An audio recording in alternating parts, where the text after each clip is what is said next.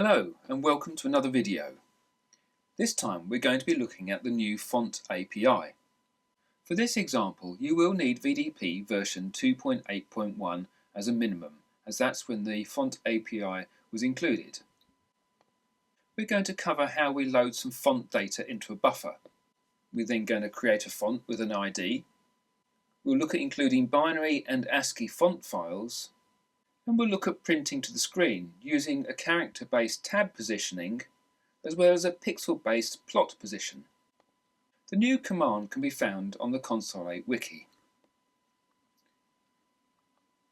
All the instructions are here with the different commands for setting up and creating and using the new fonts. You can design your own fonts as well, and here we've included a custom character in one of the fonts. Here we've defined a font which is 8 pixels wide and 16 pixels high. This is bigger than the standard 8x8 that was previously available. Note that if you want to design a font that's maybe 10 pixels wide and 16 pixels high, you'll still need to include a minimum of 2 bytes for each line. So let's take a look at the program. It has the usual start to set up the application. And then we're going to go through 4 steps. First we're going to set everything up with some data sent to VDP. We're then going to print our first message with the first font. We're going to print a second message with our second font, and then we'll reset to the system font before we quit. So the first set of data that we're sending to the VDP, we're going to set up the display to be non-scaled. This is just so that our coordinate structure is easy for us to understand. And we'll clear the screen. It doesn't matter which screen mode we're actually in, because this will work in any mode. We want to make sure any buffers that we use are empty. And so this command here will actually make sure all buffers are empty before we start.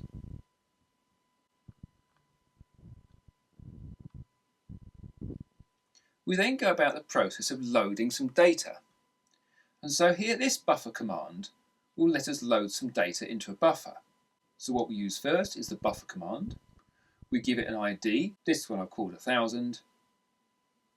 The 0 is the actual write command, and then 2048 is the size of the data we're going to send. This is then followed by the actual data.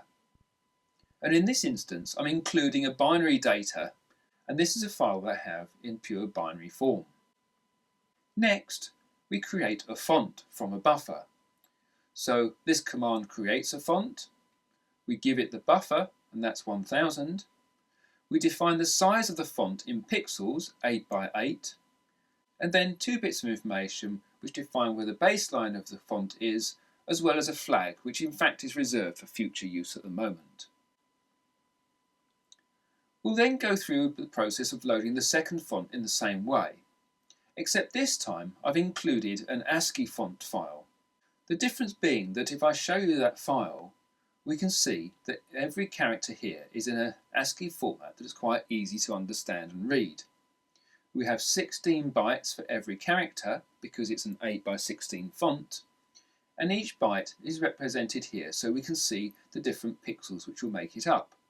If we scroll down, for example, to number 21 in hex, you can just about make out the shape of an exclamation mark.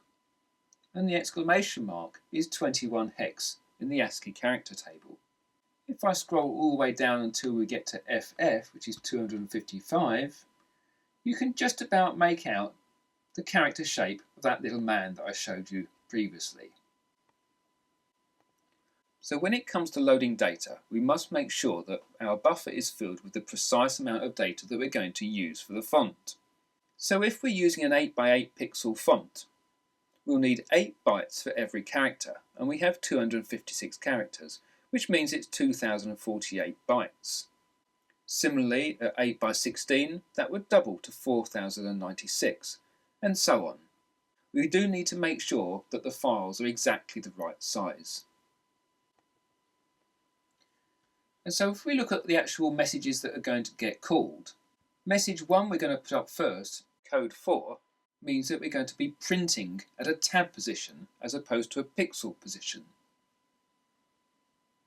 And so with the new font command, we can select the font with the ID 1000. Flags is reserved at the moment. We're going to tab to whatever position we want to tab to. I'm going to print some text and then put in the carriage return and line feed. On the second message, we've put VDU5, so this is to print at a pixel position. Again, we select the font, and this time 1001, which is our second font. And just so we can see what's happening, I'm going to set the graphics plot to red. We're going to use the plot command to plot a pixel at 2535. This pixel isn't necessary. We could just move to that position, but we'll use it so we can see what's happening. I'll then set the colour back to white. Next, we have some text which goes out onto the screen, and this is the text that we're printing. Notice that I've also put in character 255.